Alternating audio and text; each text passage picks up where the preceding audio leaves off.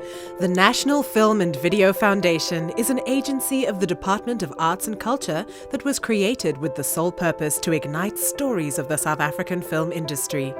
It's a story about nurturing uniquely South African narratives through the funding of the development, production, marketing and distribution of films, festival hosting, market and festivals attendance, as well as the training and development of aspiring filmmakers. Our story is about igniting your stories, and we will continue to do so for as long as South Africans have stories to tell. In the past financial year, our story moved in leaps and bounds as we pursued transformation and development across all spheres of the industry. We will continue to play a leading role in addressing the needs of our stakeholders and the broader film community.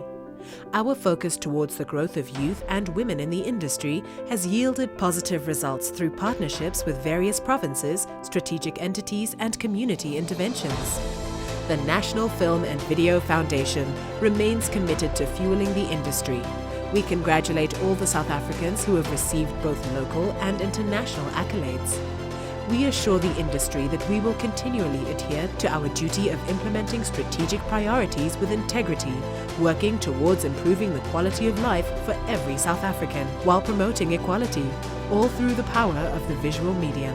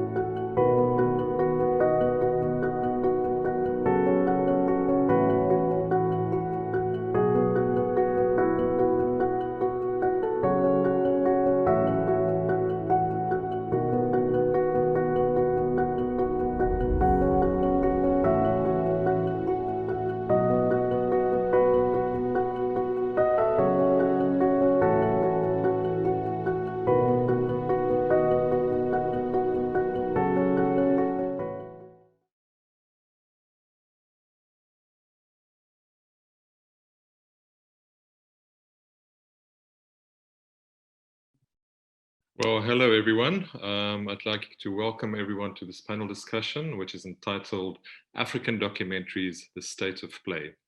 First of all, allow me to make some introductions. My name is Francois Verster. I am a Cape Town-based documentary filmmaker, and I also oversee the film component of the Communicating the Humanities program at the Center for Humanities Research at the University of the Western Cape.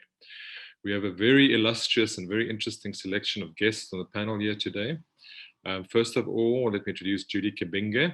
JUDY is a Nairobi-based director and producer and a member of the Academy of Motion Picture and Sciences. She's the founder of DOCUBOX, an East African-focused documentary training and funding program that has been central to developments in the region over the past number of years. Sean Jacobs, who hails from Cape Town, is an associate professor of international affairs at the New School of New York, whose work focuses on the relation between politics and popular culture. He is the founder and editor of Africa as a Country, a popular website dedicated to opinion, analysis, and new writing on Africa and the African diaspora. Charlotte DUPUY has a background in development work in Western and Northern Africa and has taken this focus into film distribution. She works in acquisitions and marketing at Windrose, a French-German distributor that sells and markets documentaries and live performances around the world. EL-KOGALI Hagström is a Swedish-Sudanese producer of both film and theatre. She's the chairperson of Cinemafrica Sweden, a non-profit organization devoted to celebrating Africa and diaspora cultures through a yearly film festival, a film club, industry events, and pedagogical initiatives. According to its website, Cinemafrica aims to offer a nuanced and current image of Africa to Swedish and Nordic audiences with the hopes of both entertaining and activating. Sarah Dawson is a well-known presence in both local and international film festival circles. She was festival manager at the Durban International Film Festival, associate program at Sheffield Doc Fest, and is now a programmer for the International Documentary Film Festival of Amsterdam, or IDFA, the largest documentary film festival in the world. And then we have DERIN AJAO. a Lagos-based journalist and cultural projects manager whose writing on film has appeared in publications such as Chimurenga, Africine, Glenta, The Hollywood Reporter, The Guardian, and La Furia Humana. She's on the editorial committee of Awatele, a bilingual pan-African screen journal, and runs Screen Out Loud, a film screening series in Lagos in partnership with Alliance Française. So before we begin, I'd like to pose a few questions to frame what is in effect an extremely broad discussion. The most obvious question, and one that perhaps should come up in all discussions of this kind, is what exactly do we mean by African documentaries? Are these films made within Africa or necessarily by people living inside Africa? How do filmmakers from the African diaspora, who often have the benefit of European or North American funding and other support that continent-based filmmakers often do not have, fit into this conception? Then, are there any discernible recent trends in the kinds of films being made on the continent in terms of both content and form? How do current documentary funding, production, and viewing patterns vary amongst the different regions on the continent? Who are the audiences, locally and international, for these films? And how do funding sources affect the conception of film audiences on the part of the maker? What is the role of festival programmers, sales agents, journalists, and critics in what is in effect the curation of both local and an international image of Africa? What are viewers and readers currently expecting or perhaps newly looking for when it comes to films from Africa? And lastly, how have things changed over the past years with the greatly increased presence of streaming services, a large number of further training and market initiatives, and more continent-based distribution and co-production initiatives such as the African Screen Network and the Generation Africa series? So I'd like to start with Judy as the producer and filmmaker. Judy, you have been a major force in the development of documentary on the continent over the past years. I'm extremely happy and proud to have in some way been involved in DOCUBOX. Oh, yeah. And I think your investment in East African films, and particularly Kenya, has begun to powerfully pay off with films such as The Letter, Softy, and I'm Samuel making huge international waves.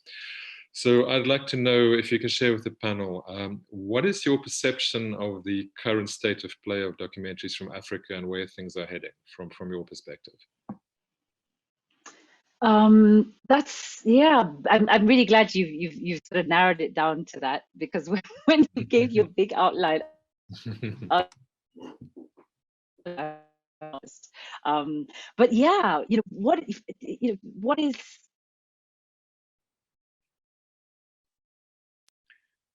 Okay, Judy, we're losing you there, it seems. I don't know if you want to put off the image and come back on.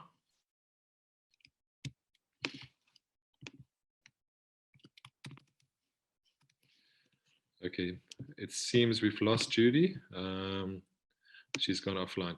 Okay, let's move on. We can come back to Judy. Let's move on to Sarah in the meantime. So Sarah, I was at IDFA about 12, I think 13 years ago with a film and competition at the time. And I went to listen to a panel on African films. And what struck me at the time was that year, I think there was 34 or 35 films filmed in Africa at the festival, but only 3 of them were made by filmmakers from Africa. Now, things have obviously radically changed since then. So I'm wondering, yourself, as someone who's worked on the festival circuit, both in South Africa and abroad, what kind of patterns are you seeing in the programming and the interest in African films? I could perhaps point to something that was recently written by American documentary maker Brett Story, when she said that with increased number of films being produced around the world, A-list festivals such as IDFA and A-list funding forums such as the IDFA Forum now play an increasingly powerful role in curating what gets both seen and funded.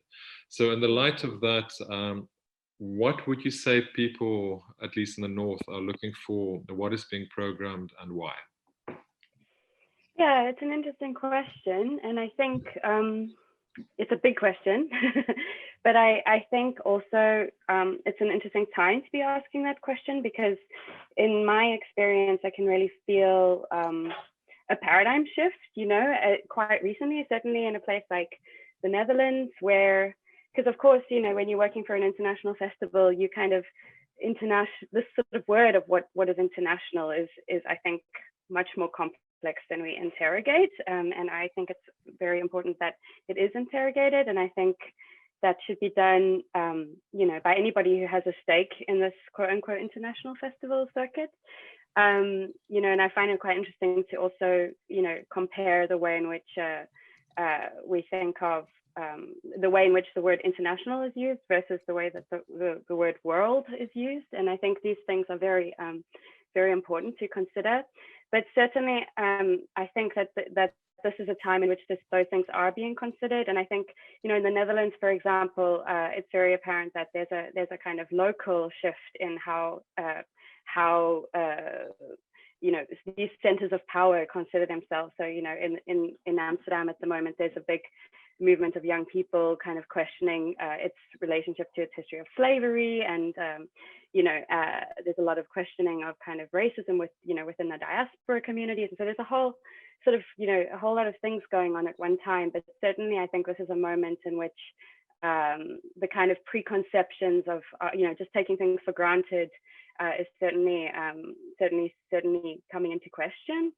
And, you know, for example, I think, you know, even myself, you know, being invited to work for IDFA is a kind of indication of that kind of shift of wanting to include people who come from different contexts and paradigms in terms of thinking about cinema. And, you know, certainly I think it's important that you know, we look that it's interrogated how who are the people that are making these decisions, because I think that's an extremely it plays an extremely important role, how films are perceived. But I can certainly say confidently that, you know, at a festival like IDFA, we are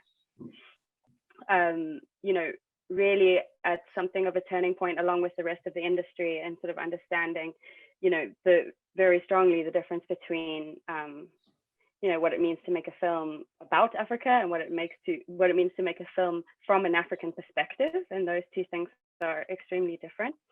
And I think, you know, I really think it's quite quickly gone out of fashion, if you know what I mean, to consider a film, you know, legitimately about Africa when it's made by somebody who has very little experience of that country or of this continent or the country in which they're shooting, and has kind of parachuted into that context and sort of zoom out in this kind of extractive ways. And I think what it means is that we're really looking all the time for African cinema that's you know, that's going to sort of challenge the narratives. And yeah, I think it's quite an exciting time in that regard. And I think, you know, simultaneously we're seeing quite a lot of, you know, audience interest as well. You know, so for instance, you mentioned the letter earlier, and we had the letter at IDFA last year, and it was extremely well received. And it's just such a kind of encouraging sign of, you know, that how much space there actually is still to explore in terms of, you know, narratives that haven't yet, you know, I think, you know, we're kind of at this weird end of history moment where it feels like, you know, every single possible film has been made in terms of, you know, films about, you know, the economy, or films about, you know, I don't know, whatever subject it may be. It sometimes feels like you've made, like almost everything has been made. And then there's this kind of like realization that there's this entire sort of massive, you know, much vaster expanse than the kind of small perspective that is like been traditionally sort of given space to. That's not only just different stories, but just different ways of making films as well. You know, different kinds of like narrative modes, and I just think it's so, you know, there's a lot more. I'm quite encouraged by it, but I think it's really something, you know, that also requires, you know, African filmmakers, for example, to be making stuff, to also to be aware of when to be aware of, you know, speaking from one's own point of view and not adopting modes that are kind of, you know, from you know, not, you know, I think a lot of the time we see films that are kind of told maybe in a mode that's familiar within a kind of television, you know, in a sort of Western television format, you know. And I think it's always a shame, you know, to see African stories being told by African people in a kind of voice that feels imported. And I think it's also a really opportune moment, you know, now for people to be telling stories in the way that they would like to. And there's so much kind of excitement about that, I think. So I think, yeah, I think there's a lot of, I think things are changing, and I think it's, but I think it's also a time to really make sure that change is kind of really embraced, if you know what I mean. So yeah, so I don't know if that answers the question, but I feel like I said quite a lot, so I'll stop now. Yeah. Okay, no, thanks for that. Sarah, if I could just follow up on that. I mean, it's interesting that you mentioned there is this genuine interest in different kinds of storytelling and different voices, and an awareness of the, if not the mandate, at least the sort of efficacy of telling stories from a kind of a more concrete or authentic perspective. But what's interesting from what you say is that, I mean, from a South African perspective, our perception, you know, obviously kind of what we get from the media is that Northern Europe is very much swinging towards the right. You know, things are becoming much more polarized. I mean, just purely in terms of television programming, there's far fewer slots for non-Northern European programming. You know, kind of a German channel will show many more German programs than they used to, and I presume it's the case in Holland as well. And I know when Orwan Irabia took over as director of IDFA a few years ago, I mean, he came in with the vision of changing IDFA and giving more space to, you know, kind of filmmakers from the global south, if you want to use that term. And there was a lot of discussion about how this was going to affect numbers and whether audiences were actually going to go with this, or whether the festival was going to go down because of that. And from what I understand, the exact opposite has happened. The numbers have increased. There's actually larger audiences, there's more interest in the festival. I mean, how do you understand that? Do you think it's a kind of a polarization, greater polarization of interest? I mean, how does this relate to, yeah, the broader theme of interest in African documentaries? Yeah, well, I think that it's important to kind of like just, you know, there's a lot at play, you know, and I think it's been quite interesting for me to move from like a South African context into a European context and realize kind of all of the sort of, you know, elements that are, you know, and the kind of forces that are at play. And I think, for example, the broadcasters have a very different mandate to a festival like IDFA, for example, you know, and I think a festival like IDFA, you know, we're well established, and we have a lot of public funding, but we also have a lot of philanthropic funding, and we have a lot of, you know, and then we also have a lot of ticket sales. So it's a kind of much more, our kind of, you know, sustainability is dependent on different things to, for example, a Dutch broadcaster, you know. So, you know, I think kind of what we can do is a little bit, you know, as a festival is a little bit different to what is possible maybe for a broadcaster. And certainly for, you know, for IDFA, we have a, you know, a long established audience that's very interested in kind of expanding their points of view and kind of interested in being challenged, you know, whereas maybe that's not so true for a broadcasting audience. And, you know, I think for the audience, you know, a television audience at home. And I think, you know, all of these things are sort of constantly being balanced. But I think, you know, the polarization that you're speaking of, I think is, you know, undeniable. You know, like the shift to the right within Europe is, you know, is very clear. But I think, you know, along with that comes, you know, like I was mentioning, you know, there's a lot of, you know, I think there's an interesting role that the diaspora have to play in that regard as well, you know, where there's a sort of like really strong kind of rise of, you know, really, really strong questioning voices, you know, in reaction to these right-wing kinds of shifts. And I think, you know, I think we do have to be careful of, you know, I think it is important, you mentioned it a little bit earlier, but be very careful of not confusing what is an African point of view and what is an African diasporic point of view, because they're not identical. But I do think, you know, there is an interesting kind of role of questioning that's being played by the diaspora community in Europe now, and I think it's very valuable and very important. Yeah, but you know, it's just, of course, these conversations need to be as complex as they possibly can be.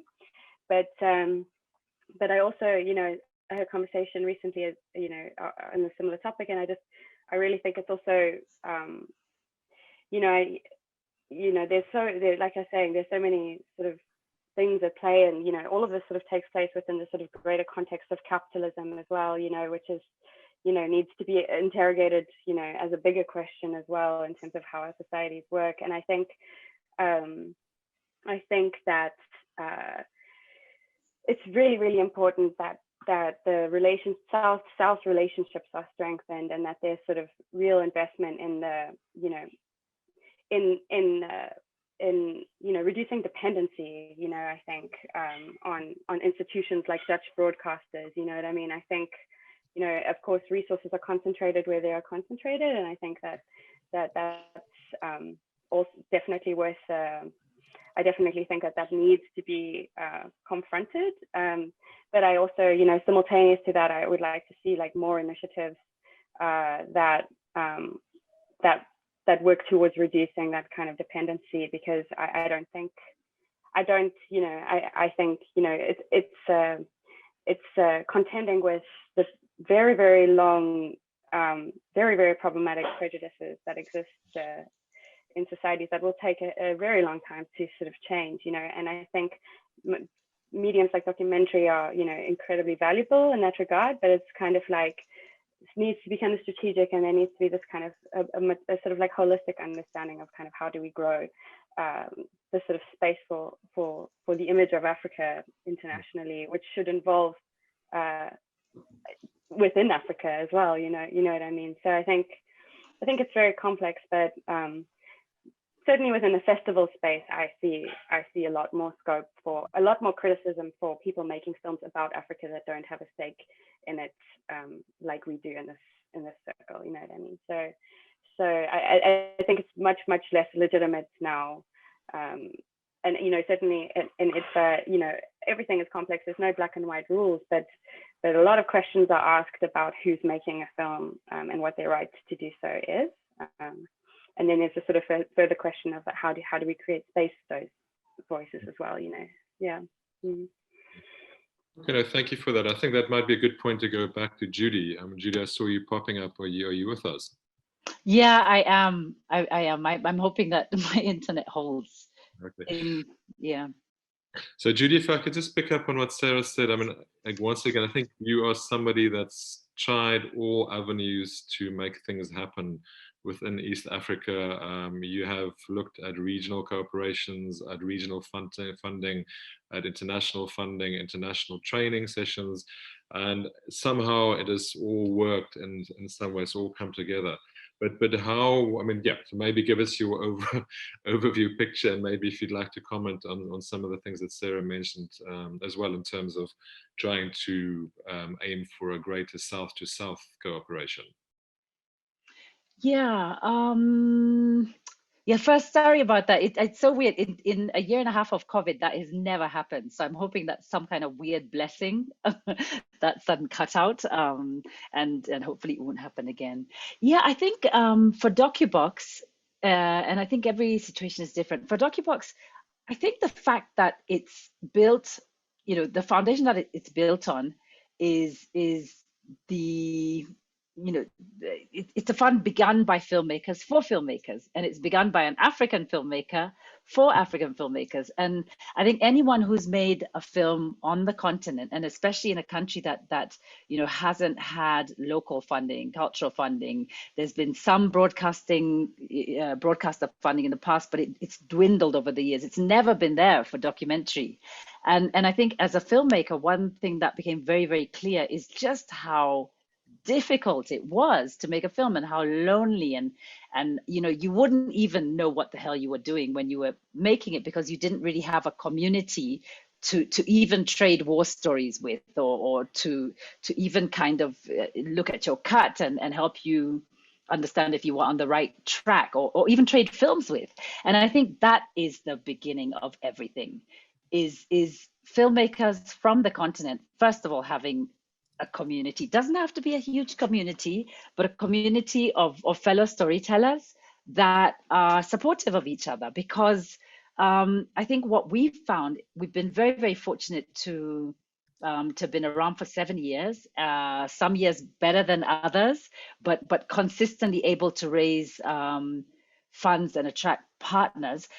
Surprisingly, I think that it always seems like we have more funds than we do, because we do so much. And so, you know, the films that you mentioned, Samuel, I Am Samuel, which is having a really great festival run.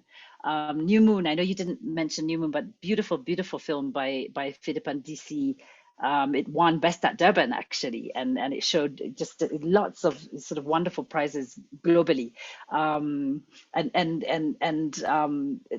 other films from that time. The Letter, these were all first grantee films, and they didn't get that much. When you look at what when you go to markets abroad and you see people saying, I'm gonna raise $500,000, and you're thinking, oh my God, all we were able to give our grantees was $15,000 or $22,000 max, and I think what enabled filmmakers to create these beautiful, stunning films, which really are making a lot of people look towards Kenya and wonder, like, where are those coming from? Is really that sense, that really fragile community that we've begun to build, and which Francois, you've met and many of them, and of course you asked such pertinent questions at the beginning.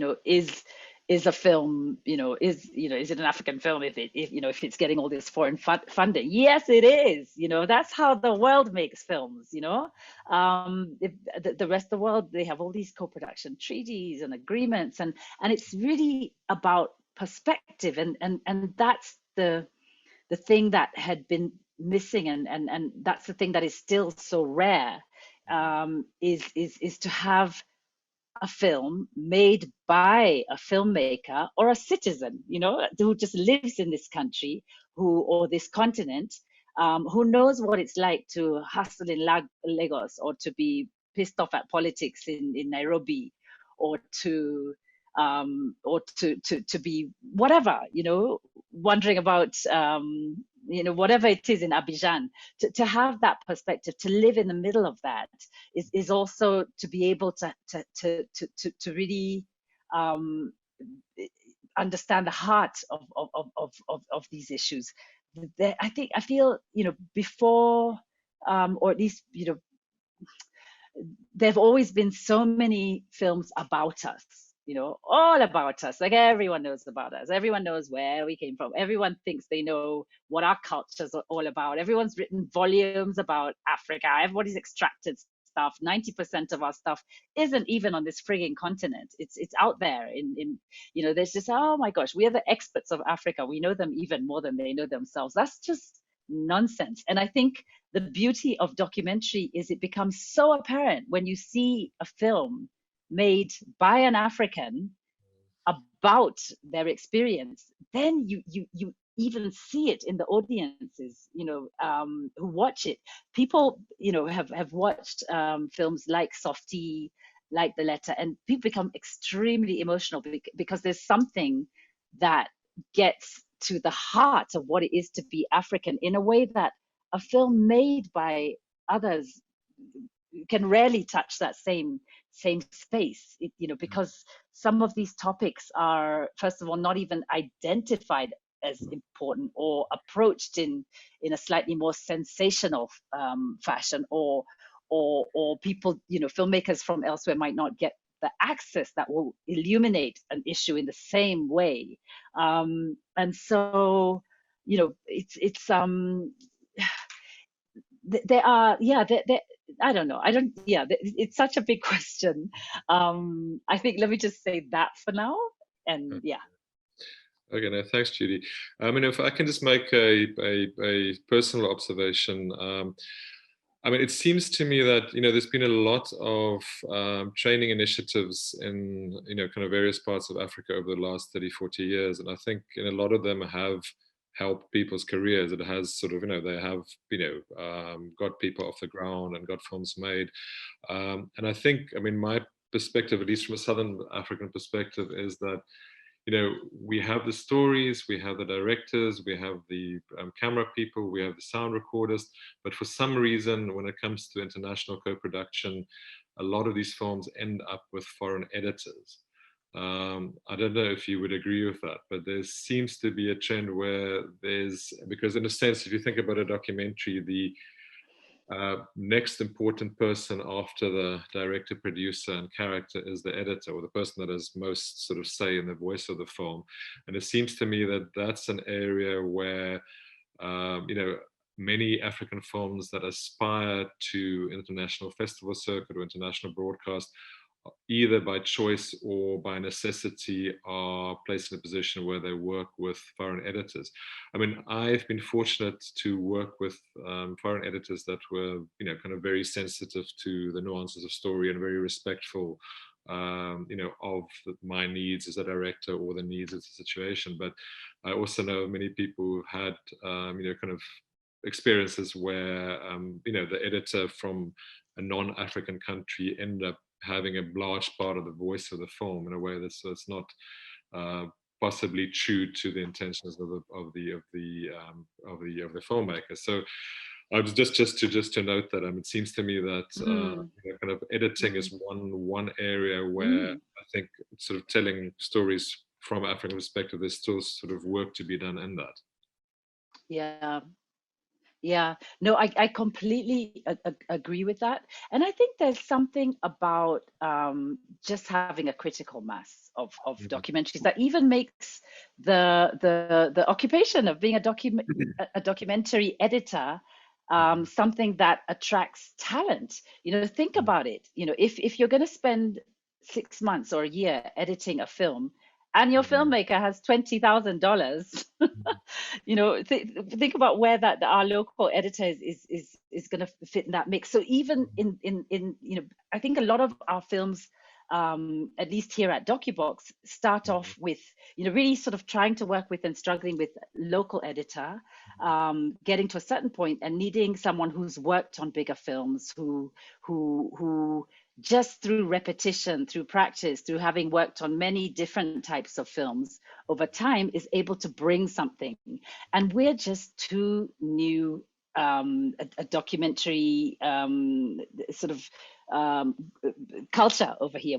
We have, I'd say, like 1 or 2 really strong documentary editors, but even as I say that, we need more. We need more. And I think our work or the work that Ricardo Acosta, for instance, a wonderful Cuban editor who worked on both The Letter and I Am Samuel, just says so much, because in both those cases the editing had gone very a really, really long way, but it just needed a certain story sensibility, an editor with the experience to come in and help really identify certain nuances that were missing. But it needed an editor who understood our continent, who understood the filmmakers, who understood what it was to be part of, to tell a story from a country in the South. And I think, just now we were talking about this South-South collaborations, and I think for us, the one thing that we are slowly trying to do is identify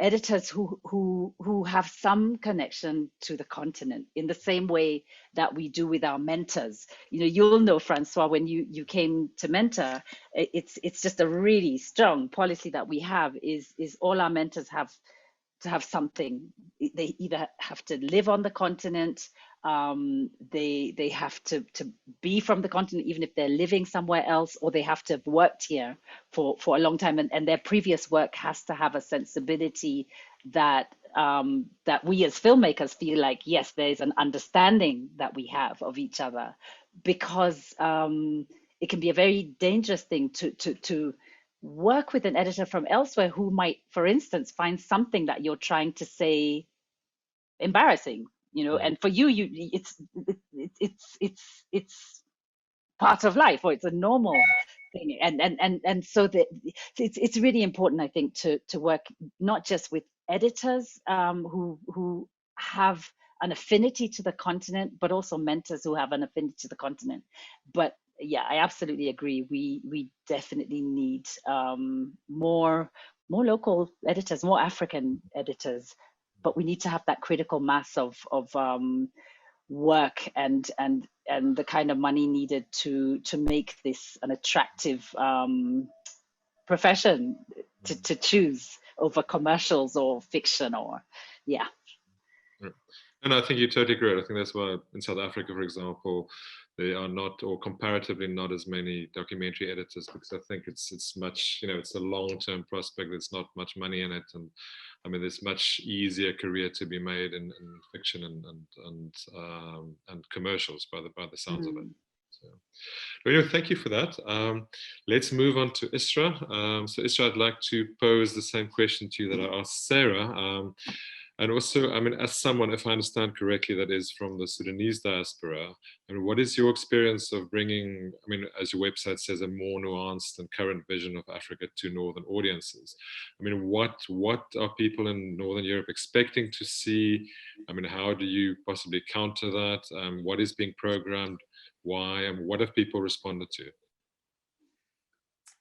Thank you, Francois. I'm going to try and pick up in the middle of that question and then see if we can come full circle.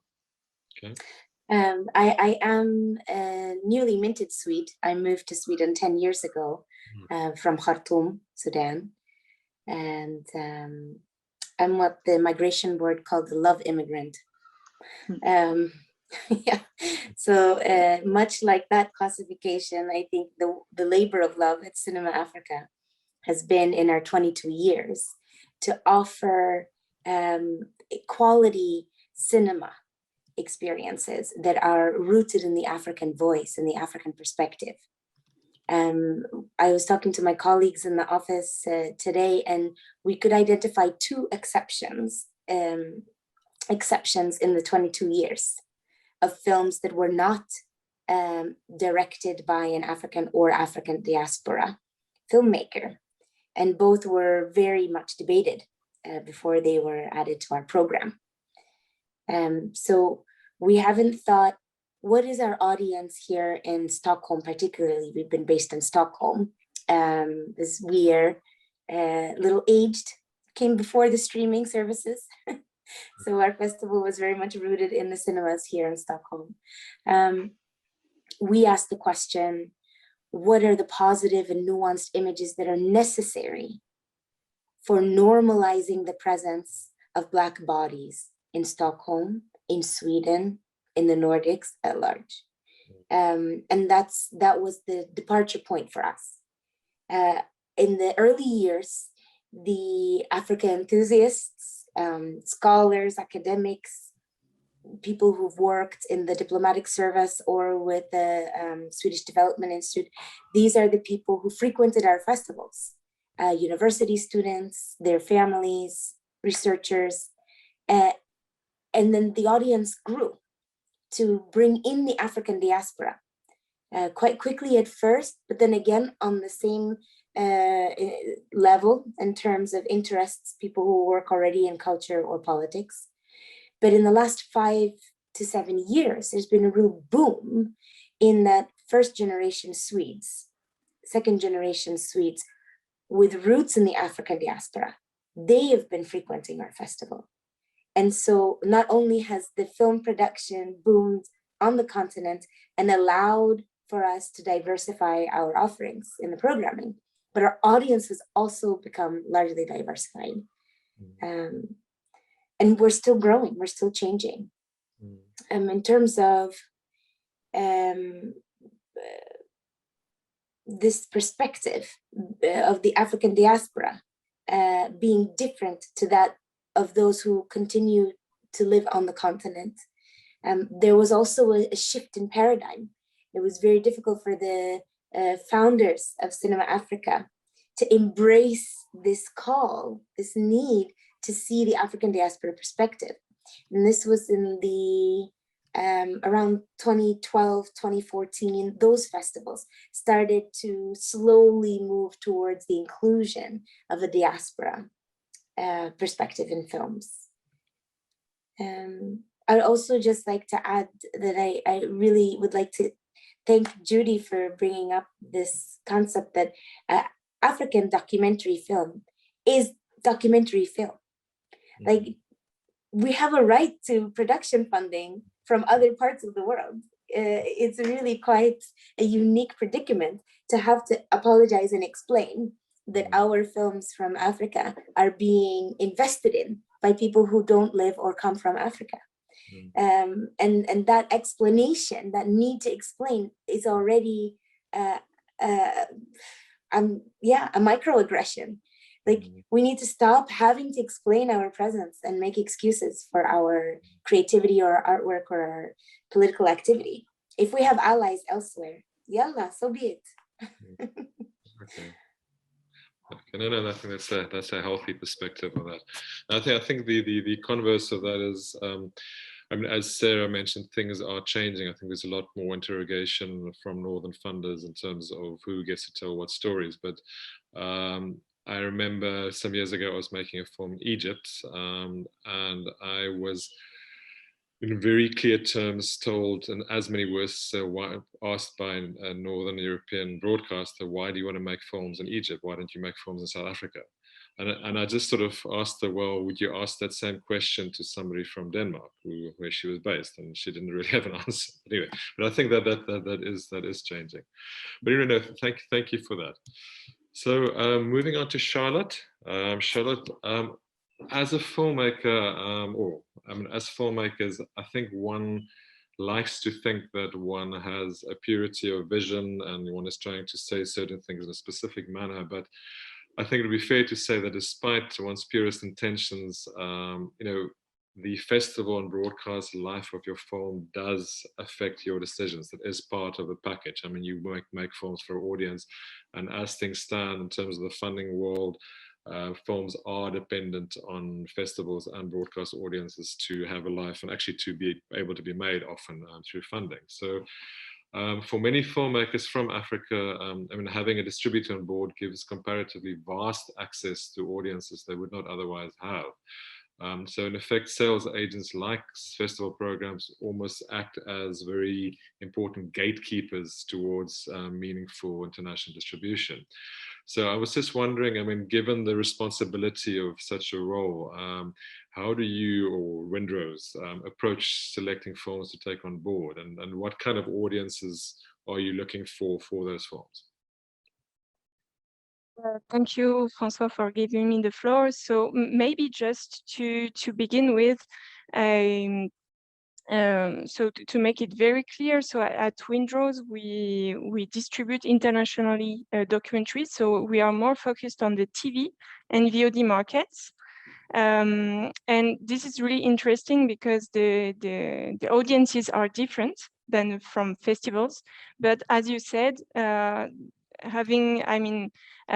distributing a film that already has very active life and success in festivals, it's always a good point for us because it helps us a lot with our marketing strategy. So those are, I mean, every awards are setting points and a good signal for the final buyer. But of course, as the audiences are different, at the end, the success of a film in festivals, in international festivals, does not guarantee that he's going to have an international life in TV stations or VOD platforms. So, and I'm going to speak maybe mainly for TV stations, because now with the multiplications of VOD actors, we believe that every film can find his place somewhere on the web. But regarding TV international audiences, our international buyers, they are really looking for new stories. In general, I mean, from every part of the world. So very brand new stories about burning issues, but they are also looking for very positive and inspiring storytellings. And this is why sometimes film have very good life in festivals, but it doesn't fit the international TV buyers' expectations in terms of storytelling or treatment. So this can be really tricky. And this is exactly why, I mean, we love being in touch with producers from a very early stage of development, because then we can give the producers a feedback about the international potential of the topic, of the way the storytelling is developed, and somehow accompany the producers into making his documentary fit also for a very broad audience internationally. And what can I add? Maybe if I can yes. just ask, sorry. No, so, my bad. But yeah, again, for us, from our perspective, the challenges that the African producers are facing right now are more or less the same as every other producers all around the world. So what we noticed from the past year, because with all the online festival editions, it allows us to take part to a wide range of international festivals, and we noticed that there is an overflow of social issues and human interest stories from all around the world. And we also noticed that this is something that is very hard to make travel abroad, because for a very international audience, they have a lot of difficulties to identify and to connect with very specific issues that are most of the time very related to the cultural and legal context of a country. So I would say that it's really about how the story is told, in which angle, which treatment, and yeah. So internationally, buyers are really looking for documentaries and news stories about Africa, of course, because the need has not been fulfilled so far. So there is still a growing demand for documentaries on African topics made by Africans, but I mean, among others. So I think that there is a great opportunity to reach this audience as long as the documentary has a very, I would say, open storytelling. I mean, a storytelling which enable a very broad audience to connect and to learn a lot about a specific topic. And it should be as entertaining, as educational, and yeah, with very compelling story arcs. Yeah, but I mean, it can be all genre. Wildlife can be wildlife documentaries, current affairs, historical documentaries, art and culture. Yeah, but not pure social issue documentaries are very hard to make travel abroad. Okay. No, thanks. So if I could just follow up on something that you mentioned, you spoke about working with the producer to try to ensure that the film that they're working on the films they're working on do actually reach the broadest possible international audience and are intelligible for an international broader audience. I mean, what kind of discussion, if I may ask, what kind of discussions is that usually? Is that around pacing? Is it around structure? Is it around use of character? Or what kind of discussions you find you might have? Oh, there would be a lot to tell about that, but it covers a wide range of criteria, I would say. So it could be about, as I said, the storytelling. So how to develop the best story arcs, how to and so maybe to bring a very concrete example, we know that for our international buyers, they would require, most of them, a 52 edit version. So it could be also discussions about the format, because in most of the cases, we enter in discussion with, we meet producers when they are making a feature-length version for international festival audience. And based on the rough cut of this feature lengths, we can give advices or at least discuss about which direction to take in order to make a 52 edit work for television. And sometimes it requires major editing work. So it's not, I mean, it doesn't make so much sense when the feature length is already done.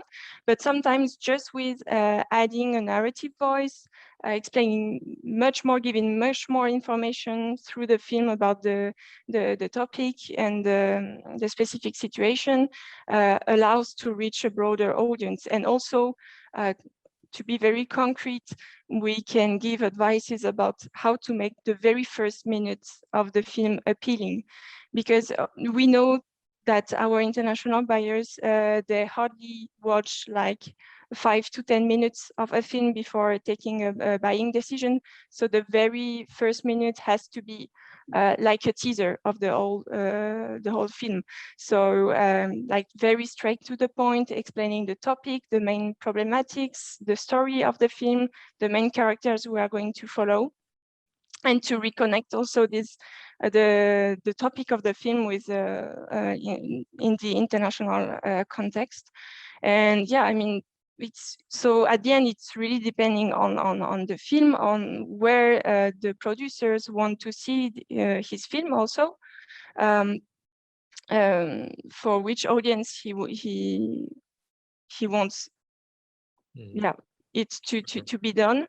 And I think it's really important to enter in contact with as much partners as possible from a very early stage, because just by discussing with different partners, it would give a better understanding of where the international potential lies actually, and have very realistic expectations about about where it can be seen and screened. Thanks for that. And then just lastly, could you possibly give us some examples of films you have taken on board from Africa or African documentaries?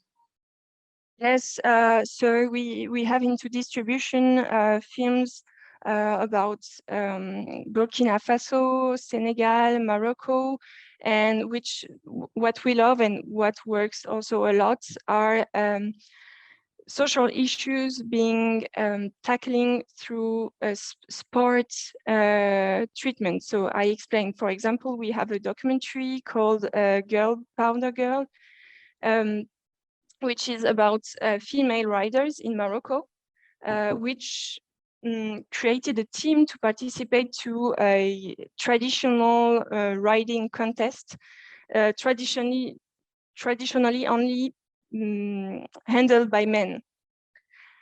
And it allows the viewer to really learn a lot about the Moroccan society, about the specific tradition, and to tackle also the issue of women in a patriarchal society and how they manage at the end. I mean, it's a very positive story, because at the end they took part to the contest and it was absolutely not a problem for men. They had a lot of fun too. So at the end, we know that they really make their family and their community change. And it's the same for Ladies Turn, which is a documentaries we are distributing about a female football team in Senegal, and how they manage also to make it until being recognized at the national level as an official football team. And I think this one we acquired it about 7 years ago, and we are still selling it because the story is very inspiring and with a very light, uplifting tone. It managed to tackle very serious issues about society. Thanks, that's quite insightful to hear that examples. Okay, so let's move on to DERIN.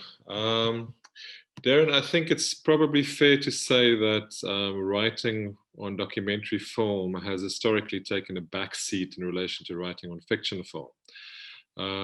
Because of the work of people like yourself, Shaunia, and many others around the world, the situation is changing. So I'm wondering if you could tell us more about your own writing on African documentary. I mean, what kind of films do you look to write about? What kind of discussions and interests do you hope to create? And how do you perceive trends in readership? I mean, what kind of audiences are you writing for about documentary? Thank you very much. Can you hear me? Yeah. Okay, super. So I would say that there, as you pointed out, of course, most people have written more about feature films than about documentaries. Also because for example, in Nigeria, there's also that question of distribution. How many African documentaries do we get to see in Nigeria outside of festivals or film clubs? But yes, that is very much changing. As I mentioned when we were having the discussion just before this, there's a festival in Nigeria called the IREP Documentary Film Festival. And so they showed documentaries from everywhere. And in that context, we also had a newsletter that invited people every year to write daily about the documentaries featured in this project. So in the festival rather. So I would say there's an interest, and you find that away from the writing as well, because when you are writing, of course, you have to consider that someone would read it. So there's a lot of interest from those who attend the festival, and those who have also not seen those films, but get to encounter it first by reading the reviews.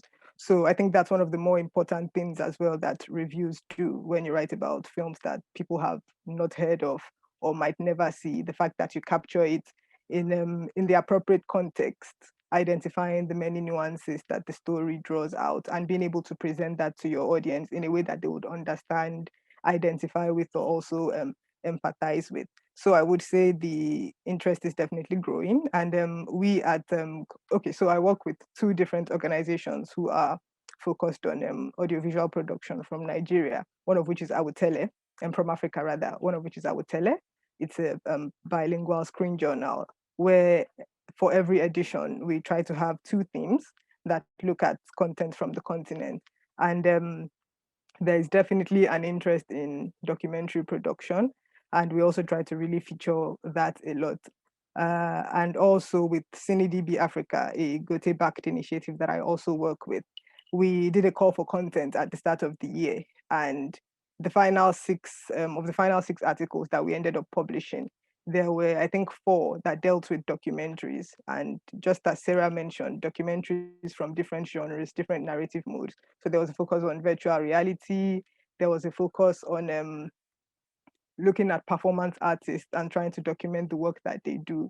So the fact that there's also so much going on in terms of documentary production on the continent, it makes it easy to shift away from the dominant fiction film narratives and to also explore these new worlds that pretty much open up with documentaries, because you find an array of themes, not even just contemporary themes, but historical themes. People are taking issues from the past and looking at them in more novel ways, more innovative ways, presenting them in ways that different kinds of audiences can relate with. So you see a documentary, for example, that's presented in multimedia formats. It's interesting to the person who likes animation. It's interesting to the person who likes special effects. It's interesting to the person who likes how music is used. And most definitely, it's interesting to the history lover.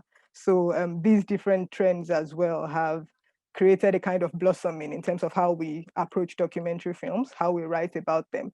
And the fact that there is also an audience that appreciates these films.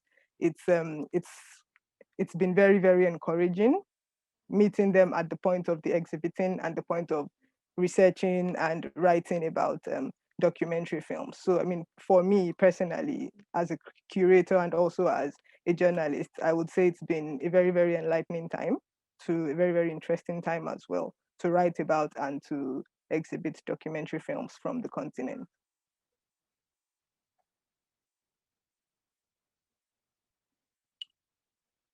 You are muted. Thank you. Okay. So I'm just interested, I mean, obviously one of the historical discussions around documentary in Africa has been audiences. I mean, you have television audiences, and I mean, in South Africa at least, documentaries have often had very, very high audience ratings. So there's definitely a kind of an appetite for documentary, but because the television slots are often very limited or late at night and so on. I mean, the idea of an audience is always a battle. So I mean, have you, if I can ask a crude question, I mean, are you finding that your writing is helping to grow documentary audiences? Is it sort of stimulating sort of a broader interest in documentary as a form?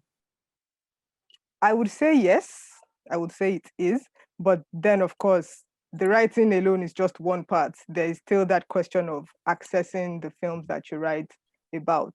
So it's good for the audience that they get to read about the documentary you've written about. It's good for the documentary filmmaker that someone has written about their work, but then there's still some responsibility from the exhibitor regarding what people can see. So I think in that regard, there is an appetite for the documentaries you would find online. If, for example, you have a topic or a theme that interests you and that you want to follow up on. Okay, I'll give an example. We screened a documentary last Sunday, Africa Mia. It's about the Mali-Cuba music connection. And so many topics came up around that, particularly about the involvement of Cuba in Africa, not just in terms of music, but also in terms of supporting rebels during post-colonial struggles, and also to overcome invasions rather. And yeah, so those topics came up, and you found people wanting to know more about how much Cuba had done in terms of supporting struggles here, and also the birth of Afro-Cuban music. So in that way, you were intersecting audiences, the music lover, the history lover, and the person with a particular interest in protests and Cuba's relations, and also the idea of media perceptions. Someone actually said Cuba has always been presented as a villain, but we see things differently here. So it's also that way where you can encourage people to also ask questions themselves and to not instantly accept what they see or what they have seen as a reality, but to question more. So I think it's really about enabling people to question the things they have known, the things they are familiar with. So one thing opens the door to so many other things. The impact might not be immediate, the result might not be immediate, but at least you've kind of planted something. There's a root that can sprout later on when people start to then make these links. So I would say that yes, writing about documentaries encourages people to seek out more documentaries. So by writing about one, you've enabled discussions around many more that share a similar theme or a similar topic, or that is produced by the same director, or just as you said as well, that has the same editor, because you then start looking for patterns and little nuances that point to that person's style. Okay, no, thank you very much. Thank you. Okay, and then finally moving on to Sean Jacobs. Sean, I hope your voice is back. You are someone who's lived substantial parts of your life in both South Africa and the US, and you've been intensely engaged with political questions on both sides of the Atlantic for a number of decades already. So I was wondering if you could tell us more about your, call it, mission with Africa as a country, and maybe about how your own life experience and perspective has influenced your idea of what needs to be written and what needs to be said, particularly about issues related to Africa or the African diaspora. And then I think related to that, if you could maybe also just tell us about how the site conceives of its audience in this regard. And then also, lastly, I understand that the site is starting to look into producing its own short documentaries. So, I mean, I'd be very keen, probably everybody would be very keen to hear more about that. And so thanks for having me. This is a really great opportunity. As you know, I know your films really well, especially the films that you've made about Cape Town. So it's really an honor to be on this panel. But before I speak about that, I just wanted to, from the stuff you said at the outset, I just wanted to make 2 quick points about that. The one is I think I'm less strict about when you ask the question, what is an African filmmaker or an African film? I think that question keeps changing. So I would have had a different answer to you if this was say around 2000 or maybe 2010 or say now. So I would say by say 2010, I would have been a little bit more critical of the imbalance between films that are made by filmmakers that come from the African diaspora versus Africa, and this had to do with what I thought, you know, things around access or what kind of stories were being privileged. I think right now, I mean, this is a longer answer, but I'm just going to kind of give the short version of it. I think that world is very different. So if say, and you might see the same thing in like the kind of literature, like novels that people read. So if 10 years ago, it would be sort of a middle class, cosmopolitan diaspora's work that are being presented in the West as representative of Africans. I think that's shifted a ton since then, because what you have in the West now aren't anymore these populations that are like the children of professors or people working, you know, in professional, the professions, if you want, like in other words, like migrants who can pay themselves to get there. What you have now are also large communities of kind of more working class people who are basically economic migrants, refugees, who become more permanent populations in the West, and they have really I think very vibrant connections to the continent. So the kind of distinctions that were perhaps made like in the past, I don't think many of those things still stand. Then there are issues around political rights. For example, Senegal, Capo Verde, I think, a couple other states, you live in New York and you have a representative in the Senegalese parliament. That's the representative for the diaspora. So those things, many of these kind of, you know, old arguments about remittances and so on, I think those things exist, but I think a lot of those boundaries are gone. And I'll make a quick comment just on like who's the filmmaker. I was just writing down now like the 3 films that I really like from the last couple of years. One is called Portrait of a Lone Farmer. It was made by a Danish Nigerian filmmaker. I mean, for me, I thought that was the most interesting film about Nigeria. At some point, I might even say coming out of Nigeria. It's not a Nigerian film. It's about his father, who is a farmer, marries a Danish woman, and then after a while, the marriage falls apart. He's just made another film now. I think it's called When Goes a Flame. I have to get the full title. I think DERIN is kind of mouthing it. But this film, if you watch these films, like the pace of it, the kind of, you know, when people talk about these auteur-driven films that are very much about kind of the internal lives of people, very focused, this is what people are looking for now. That film does that. Another film I'll just quickly mention, Of Sheep and Men, what's his name, Khalid, I wrote it down, Karim Said. He's born in Switzerland, but the kind of film that he made about Algeria, about this kind of, the way these people, where these, put their rams in these competitions. It's an incredible film. So my first point is just, I want to plead for, I do understand about those imbalances. And I think there was a kind of reproduction of a certain kind of elite in whose films we saw in the West. But I think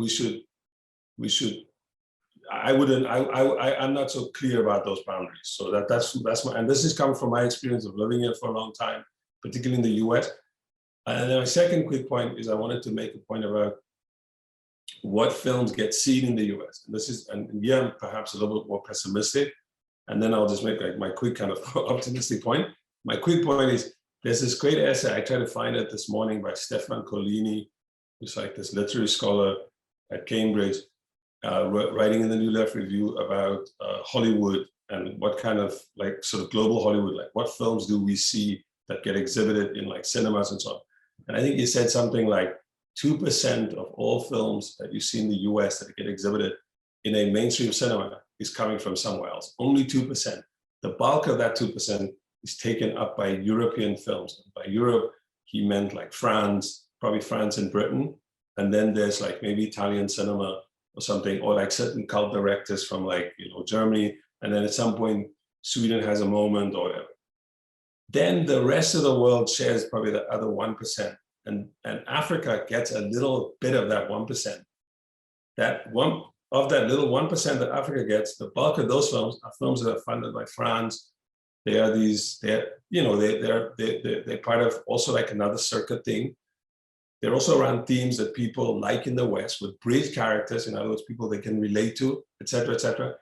So And a lot of those films are narrative films. So by the time you get to documentary film, the cut for documentary is like really short. And then, as I mentioned about like the filmmakers or tier, now you're getting what is the trend that they like in the West. And again, I'm just speaking for the US, which is of course also like a very large market. It's a certain kind of film that they're looking for the West. The films that I mentioned here, the other film I was going to give a shout out to is a film called Suffering is the School of Wisdom, which I think came out in 2013. That's another film that I love. I don't think those films would even make it in the US. So those are like, I think like, mine is more pessimistic about like how that system works. And I'm saying this because there's also very beautiful film festivals here, like the New York African Film Festival, the Pan-African Film Festival, Hot Docs, you know, Toronto International Film Festival. They all are here, Sundance. And if you don't get into those things, they also like the taste setters, which then get picked up here by, and again, it's very limited, by premium cable, which is HBO, Showtime. Now you have to ask again, and you can Google how many African products or films by African filmmakers with African themes, including the diaspora, do they put on, or PBS, where you have to cut your film to something, what is it, like 56 minutes or something. So this is now when people start saying, hey, why don't we talk about streaming, etc. I don't know if that's the answer. I'm hoping you'll ask people about that later. But that for me is like where we are. So which in a way I'm sort of answering your question already. For me, it's like, when I first arrived here, I think most of the depictions of Africa was, and I responded to that, was, you know, Africa was only seen in terms of like the war on terror, or it was Africa was the product of a series of accumulated images, right? That kind of accumulated over time. So what I mean by this is like, most Americans, they see stuff on television. Like, and if something is syndicated, it means something from 1975 or 1985 that's shown over and over on TV. It's an obscure channel, and that channel is free. So those are the images of Africa that used to get reproduced. I think definitely there's been a change. I think Sarah talked about what it feels like to do documentary in the Netherlands. I think you can say Black Lives Matter, decolonization, again, these things are shifting targets. But I think those things have had an impact on like what people think people should be seeing, that the insistence of African filmmakers. And again, for better or worse, it is the people within the diaspora who made a lot of that noise. ISSRAA talked about that. Like, if the diaspora didn't make that noise, and then it's a different kind of diaspora, like she said, that diaspora is making that demand to see films about themselves. So I'm sort of pointed like this very depressing scenario, but at the same time, I'm not saying this is going to tilt the balance, but I think there's something else also going on. So my quick last point to your question about Africa as a country, I think what Africa as a country has tried to do, we write a lot about film actually, and we try to maintain writing about film. We mostly, in the beginning, I think we were sort of writing about film like most other critics would, which is to say, is this film good or bad? What is terrible about it? But at some point, I made the decision to say, we'll write about something because we feel, what is its cultural relevance? Like, how does it relate to like the time that it's in? We are less concerned about its technical qualities, how much it looks like Hollywood, or it looks like something that you see on PBS, and whether or not it does the story of undermining like the way that people write and talk about Africans in the West. And by this, I'm not saying, which I know is a tendency, only to write about positive stuff. No, it was more on our part, it was like, does it give an opportunity for Africans to tell the thing we're looking at on their own terms? Like those are, I think that's where we're going. So to the last question you asked, and I'll take 1 minute on this, the question of like making films, this is just something that came out of some funding we received to work on the climate crisis. And we thought, you know, we could do the usual thing of getting people to write about it, which we have. We've gotten a bunch of interesting intellectuals and activists to write these sort of very short concise 900-word, very accessible essays on what's happening with the climate crisis in Africa. But we, like everybody else, we're recognizing that most young people, or not just young people anymore, but most people now engage with different kinds of, with ideas, with concepts through visual media. And we would be stupid if we weren't like taking account of that. Like, yeah, we have this audience of very literate, Africans, people living in the diaspora, people living on the continent, and people who are African as people who are interested in what's happening on the continent. We have those people, but we want to talk to new and different audiences. And so we got this grant from Open Society Foundation to work on a series of short films. We commissioned a bunch of people to do sort of, they're not scripts really yet, they're just kind of like, sort of a broad sort of treatment. And then we'll take it from there by, finding producers, finding directors to working on it. But it's very exciting. And we're also looking into streaming. I can go into that at length, but yeah, we're also thinking that at some level, streaming is not going to replace people going into a cinema or people watching television, but it is becoming clear that like a lot more people are going to have access via the phone, especially, or like a computer or a smart TV. So we may as well get in on that.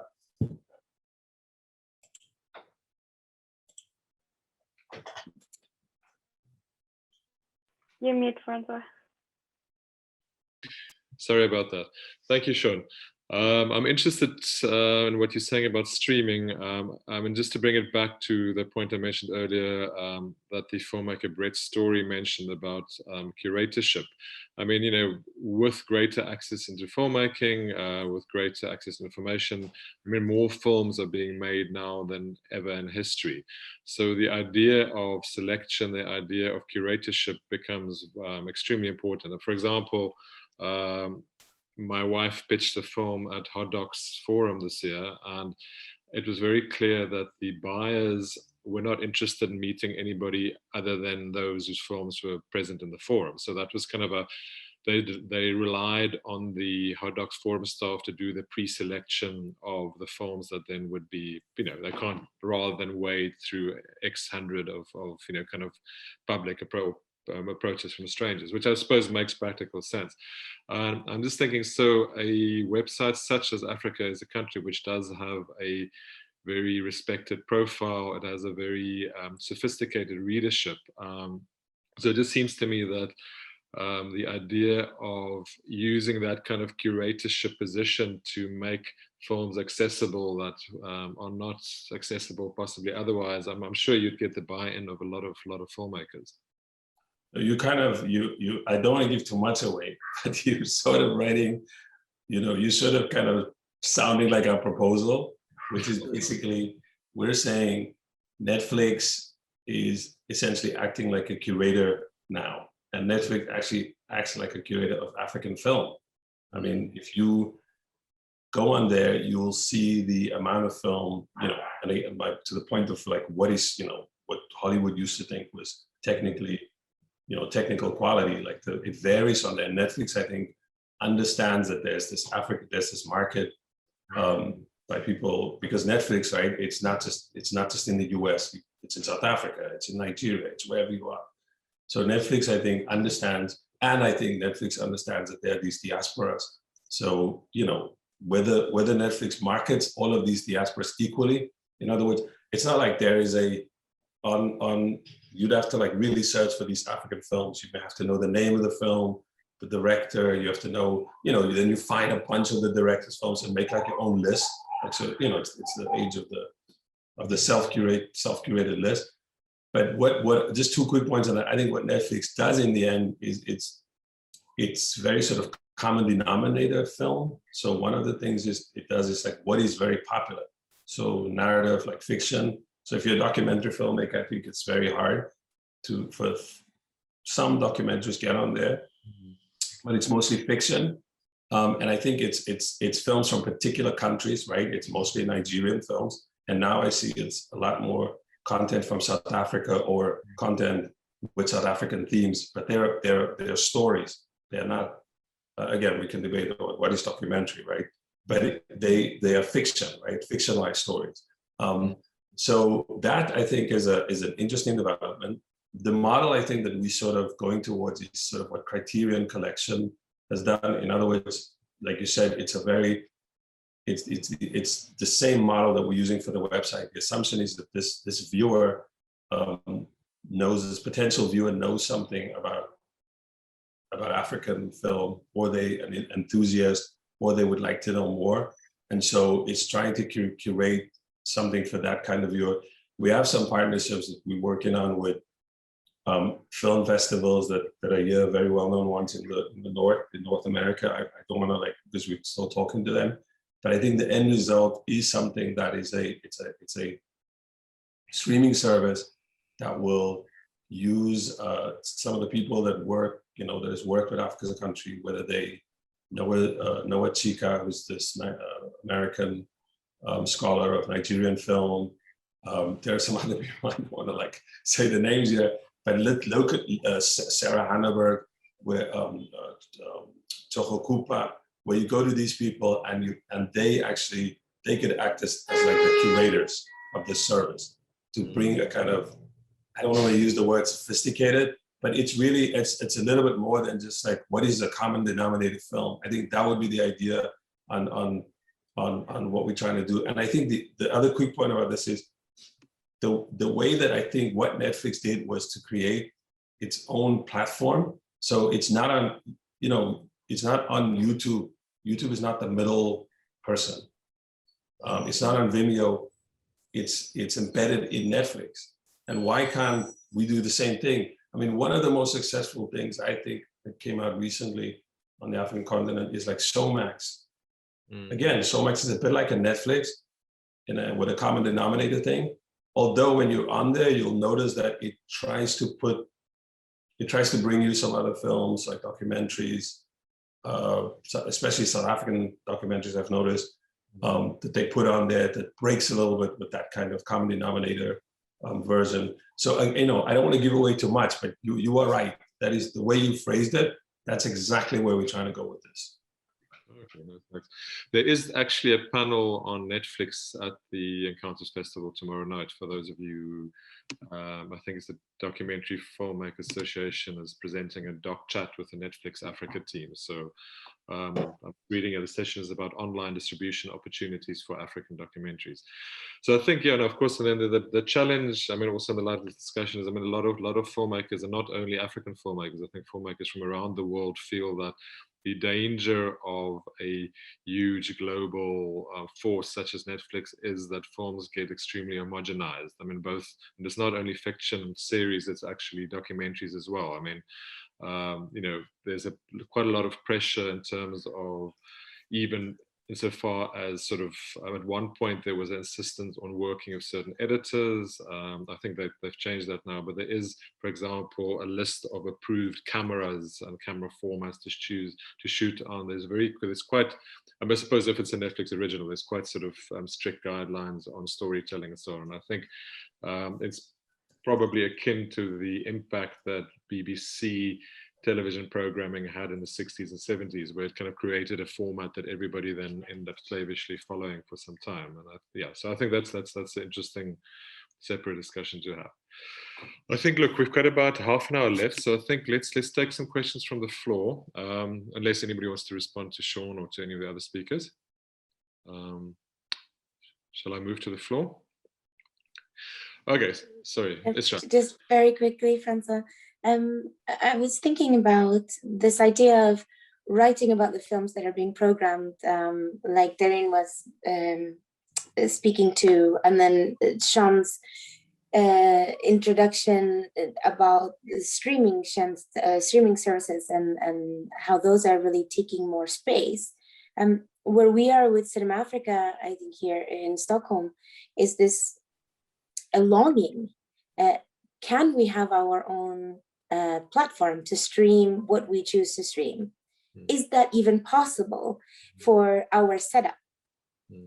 Being a nonprofit organization who is distributing primarily African and African diaspora films, almost feels like we're hoping for an opening or an invitation, or that somehow it's going to suddenly be more affordable or more mainstream to stream your own curated content. So yeah, would love to hear from any of you. Send us whatever thoughts you have. We are brainstorming. I think as a start, you've met Sean, so that's a good connection to make. There's also possibilities of using like platforms like Vimeo, for example, where you can set up pay-per-view and then you can embed that in your own website, which is quite not terribly difficult to do. Like at IDFA, we have an online collection, which is, we don't host any films, but we keep a catalog of everything that we've screened before and keep updating when those films have been made available by the filmmakers as pay-per-view on Vimeo, for example, and people can access it through that, you know. So we don't host anything, but there are kind of workarounds that even if you can't afford to develop a streaming platform of your own, you can kind of still act as a little bit of an aggregator. And certainly if you've got an audience, it could be extremely useful resource for people. Yeah, we were looking at your choice there at IDFA. To go through the Vimeo option. We went with Festival Scope last year. And it's really also a question of taking ownership in the space, right? Saying, yeah, we're here and we're building for a future of streaming. And then there are various levels of what we can really do, how much muscle we can really flex. But thank you so much for sharing that experience, Sarah. No, yeah, totally. I just want to clarify that we don't use Vimeo. We just take note of when the filmmakers have themselves made films available, and then we just link to that so that people can access it. And then the reason is that we don't own the rights to anything. So that's where the real expense comes in. So we don't own the rights. We just point to where people can then pay to the filmmakers who will get the money for, you know, because they own the rights. So yeah, because it does get complicated once you start getting into kind of intellectual property and stuff. But I really agree with you that having ownership and having these spaces where things can be preserved for the future is extremely important. Yeah. And I'd imagine the advantage that both Cinemafrica and Africa as a country would have is that you already have a dedicated readership or viewership. So you know, there are quite a couple of documentary sites that do show different kinds of documentaries, but because they're so broad, I mean, they don't actually get that much traction. Whereas I think, again, because you have a specific audience, it's easier to create a kind of a limited number of films, I imagine. So let's, Judy also had a comment on what Sean said. So Judy, if we can pass over to you. Yeah. And I know the time is short, so I'll try not to say too much. But I was just thinking, you know, about what Sean said, and it's interesting because when you mentioned Portrait of a Lone Farmer, made by, I think it's a filmmaker called JUDY, it's a film that I also really love, and I think there's one thing that I would say about the films that I really regard as African. There's an investment in the continent. There's an understanding of the continent. There's a real connection to the continent. You know, he is someone whose father was from here, who, you know, so his return from Denmark, there's a place that he understands in a way that actually no other person can, and that I think that's what made it such a powerful film. And similarly, sometimes, you know, these films that in a way so reflect Africa so strongly. You know, Anjali Naya made Gunrunners and Silas, and she's not even African, you know, she's Canadian, but she lived here for a decade. She there's a thing she understood, and when you see those films, you really feel the continent, and you feel the time and the friendships and the understanding that she's garnered. But I just wanted to step back and ask maybe all of ourselves, you know, what this really is all about. And I think for me, it has a lot to do with how do we see the future? What is the future of African film? And there's something that comes from a belief in our independent, authentic voices, supporting that, finding financing for that. Because yes, there are so many different ways to tell stories about the continent, and many, and so many of them are valid, but what is the angle that we come at that will ensure for the strongest and brightest future? And that definitely has to do something with really supporting independent, authentic African filmmaking voices as much as we can. And I think someone had mentioned, for instance, also I think the opening film, which is fantastic filmmaker, Camille, the Danish filmmaker who made President. And again, a film that feels very authentic and so on. But I think we have to ask ourselves, what about, how do we make sure that in every year coming from that there is an African film which will open up all these different festivals, and it just starts with that support and belief in these authentic African voices. And I'll just give one example really quickly, I suppose, about what I mean, and I'll reflect on one of the films that we supported, and that's Softy. And if you look at, for instance, this film about Boniface Mwangi, the activist, the photojournalist, very, very engaging and charismatic figure, and many people wanted to make a film about Boniface. I think at the time when Sam came on, I personally knew of at least 2 different foreign filmmakers who would have made a fine film about Boniface. But what Sam was able to do was to be able to enter Boniface's life and realize that the real heroine in the story was his wife. And that had so much to do with just understanding what it was to be an African woman married to an activist in this kind of climate. And it produced a film which really was about love and was about family, and really came to the heart of the question, what is it when you, as an African, are asked to stand up for Africa? Do you choose your family or do you choose your continent? That's not a question that many outside the continent would have even found a way into asking. And so I am not doubting at all, that there are many, fantastic reflections of the continent. But I think I'm just, I suppose, really underlining the feeling that supporting independent filmmakers is where we'll really begin to find and reflect the stories that feel really most untold, I think, and most like us. I mean, can I just say one quick point? And I totally agree with Judy about, for me, I think it's this balance between the finding, let the African, I mean, that's, I think, what Africa as a country tries to do, which is to start out as a project of, I mean, I'm not going to claim that I live in the diaspora too.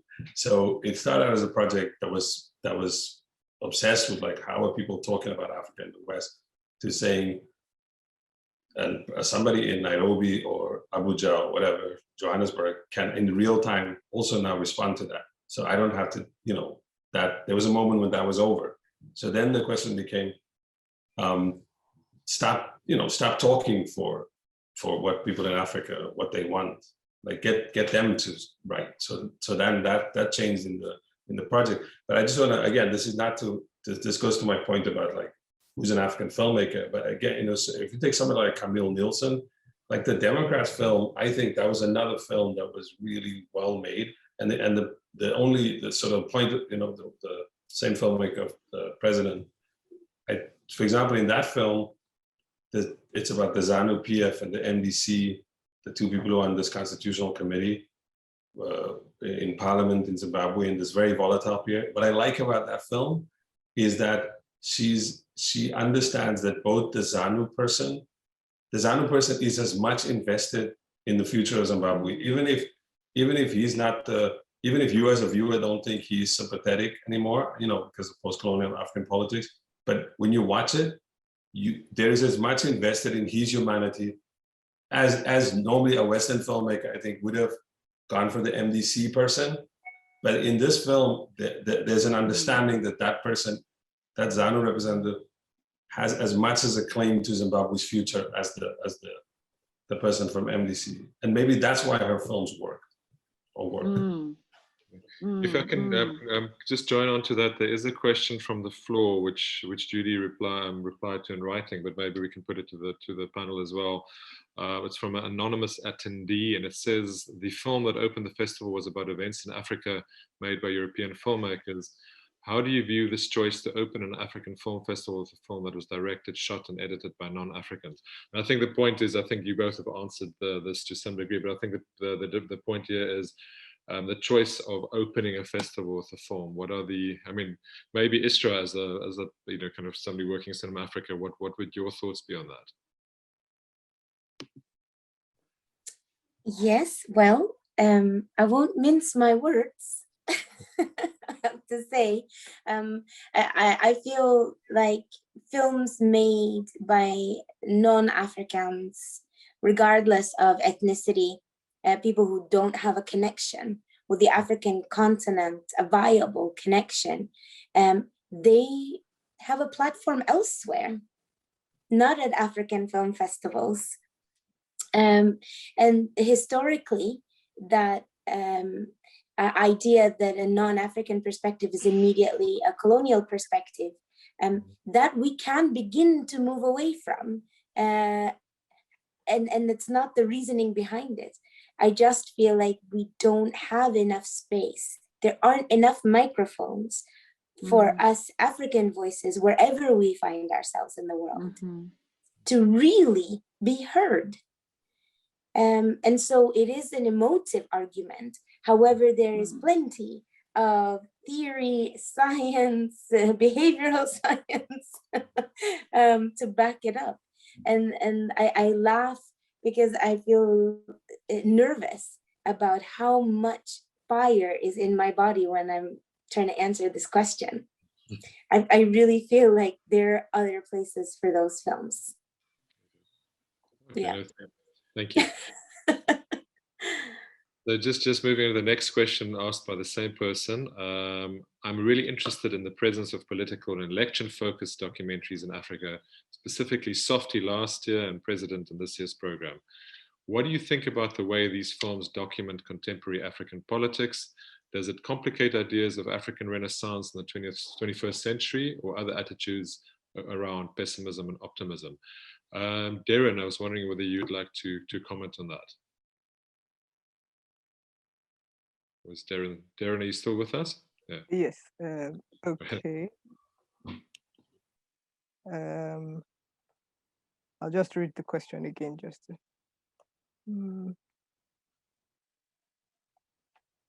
The one on politics, right? Politics and yeah, or how do kind of films that focus on African elections, and in both of these films cases, the elections are not free or fair. I mean, how does this feed into, I guess, the broader conception of Africa? Sounds like it sounds like it's a bit difficult to answer, but also not. But I think it's important in the sense of documenting what's happening on the continent and having different perspectives to these issues. It's also, for me, a question of the fact that we talk about them a lot because they are maybe relevant now, but then also how do they mature as time goes by? How do they remain relevant, and then do they remain true in their representation of the continent? So for me, it's also a question of how the continent itself has evolved. Would these films be relevant? Would they be necessary to be made if there were no changes if there was some kind of positive development on the African continent in terms of politics and society? So I think it provides also an angle to the issues on the continent, of course, apart from the ones that focus a lot on politics and on society, and on politics in particular, and dictatorships and corruption, you also find those that present a more hopeful situation of how the continent is evolving. So it's not just negative stories, there are also positive stories as well. So for me, it's really just that question of documenting what's happening now and then seeing how that holds up in the future. Okay, thanks. And then there's a follow-on question also to yourself from Kiki Cheptu. Darren, really interesting to hear your talk. Could you possibly give us the names of a few Nigerian documentaries made by Nigerians on Nigerian and or African topics? I think I've spent too much time watching Nollywood movies and need to diversify. So any suggestions for good documentaries? I'll try. I'll also be a bit partial to some of the ones we've screened at Screen Out Loud. Okay, so there's okay, yes, Sean and Judy have talked about Jide's films. Yes, please see both Portrait of a Lone Farmer and When a Farm Goes Aflame. Both are very, very brilliant family portraits, kind of, but also relevant in a larger sense when you watch them. There's Lagos at Large, which is a VR documentary on the city of Lagos. It's a very poetic mix. It's poetry, virtual reality, and of course, virtual reality filmmaking itself. It's very immersive and interesting to watch.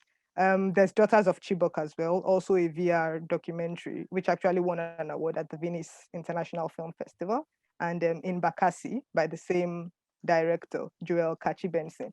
Daughters of Chibok and Mbakasi look at the idea of insecurity and terrorism in Nigeria.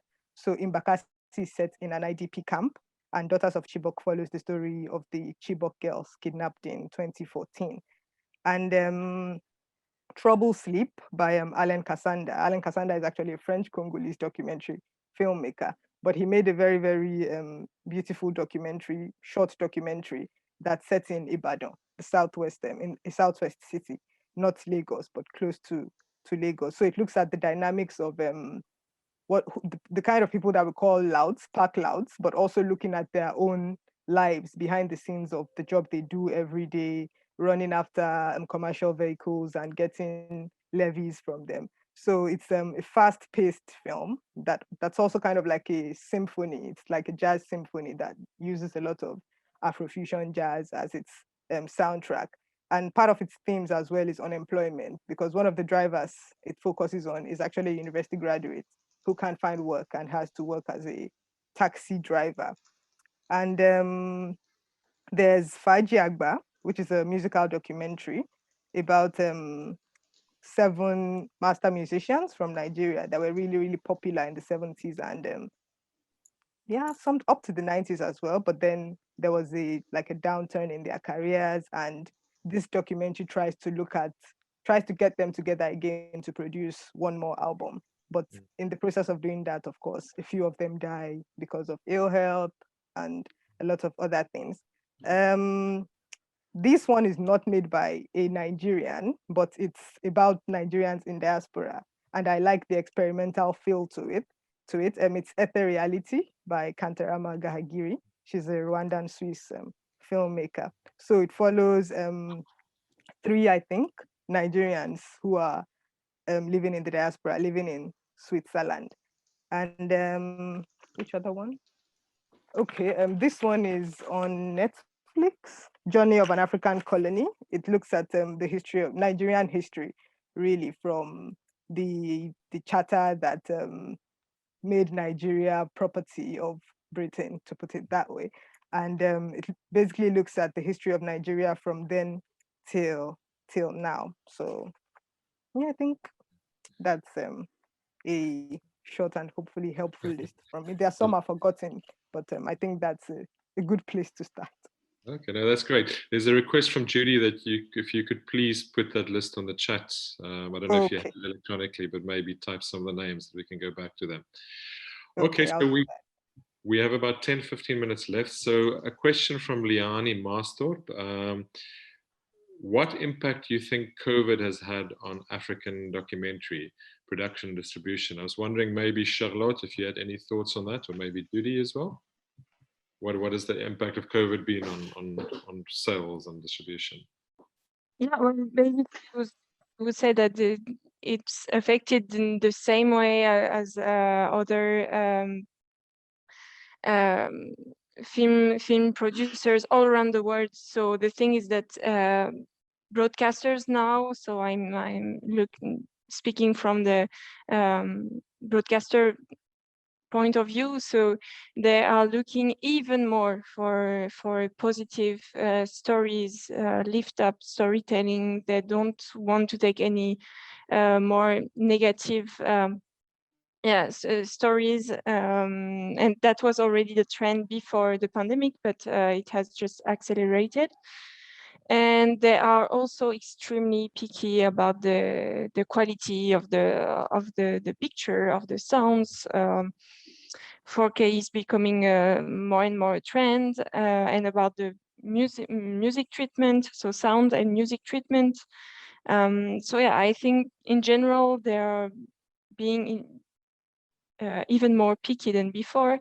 Yeah, and they are really looking again for new stories on every topic. So yeah, and I mean, you can still very complicated social issues can be tackled, stories related to wars, etc., and violence, difficulties that people are facing every day through the world. As soon as there is this very uplifting tone, which shows that people empower themselves and find solution together to cope with the situation. Okay. Thanks. Judy, any thoughts from your side? Yeah, I tell you, I think it's been, in many ways, I'll just talk for the work that we've been doing, it's been devastating. I mean, we started DOCUBOX in 2013, and it's like cooking this stew. You know, you cut things up, things marinate, you like stir them, you like, let's put some more salt. Whoops, okay, let's throw everything out, start again. I mean, the films that launched at the end of 2019, they had been cooking for 5 years. These were with new filmmakers. These were with very strained budgets, and they come out, and suddenly you have this little batch of pressure cooked. I don't know. I just find them like little diamonds because they were so pressure cooked. It was so long, and they come out, and bam, it's COVID, and I really feel that these filmmakers who had put aside 5-6 years of their lives, real pioneers in the region, had these great reviews, but yet, you know, the films were unable to travel, so therefore they were unable to shop their next films around in the same way. And similarly, we had this amazing rollout plans locally for some of these films as well, you know, rollout plans for the letter to go all along the coast of Kenya and so on. And all of that just, and when you're not working with these huge budgets and you don't have these huge cultural funds, this is devastating. And so it's, you know, of course we're scrambling. And for instance, on Sunday, we have this whole, we have a whole bunch of screenings for these 11 other shorter films that we've done. And we're doing this, it's a hybrid, it'll be partially online, partially live. We have, you know, a monthly shorts event that had really started building, and that was scratched down to zero again. So it's again just remembering, you know, that much as we talk about it being, you know, this global phenomenon and the globe feeding, you know, going through all these things, it's different when you have these very fragile industries that don't have, you know, support, like constant support or reliable support. And when you have actually gotten to the point where you have a momentum for the very first time, it's really something that has us thinking and experimenting. But who's to say that this is a bad thing? Because sometimes you know, you find that these sort of crises lead to just new innovations. And I loved, Francois, your suggestion for Africa as a country, that perhaps, you know, this is the time to look at new streamer options, because much as, you know, it's Netflix is a gatekeeper, and like Charlotte says, they also are looking for certain kinds of films. We've had many conversations with them, and it doesn't matter that you know, our audiences here love it. It's how many subscribers do we have in Kenya that make it worthwhile enough for them to buy this and put it on Netflix. And so when you have that kind of you know, gatekeeping, which makes sense because it's a business, it's not a charity, then we're really being forced to look inwards again and to ask ourselves, what do we see as the future of film on our continent, and how do we innovate, you know, to a point that this can become a profitable industry in the future. Mm. Okay, thanks, Judy. Okay, so we have a question here from Andy Parman. I think we've probably got time for one or two more questions. Are there any platforms where creators can collaborate with other individuals? And a follow-up question is, for example, an editor meeting a DOP, etc. ISSRAA, I saw you reply to that. Maybe if you want to reply on the panel.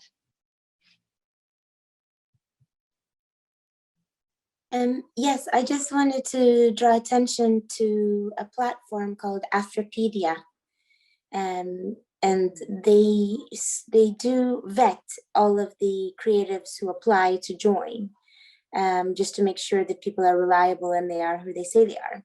And it's creatives across the board, film, video, still photography, fashion photography, conceptual artwork.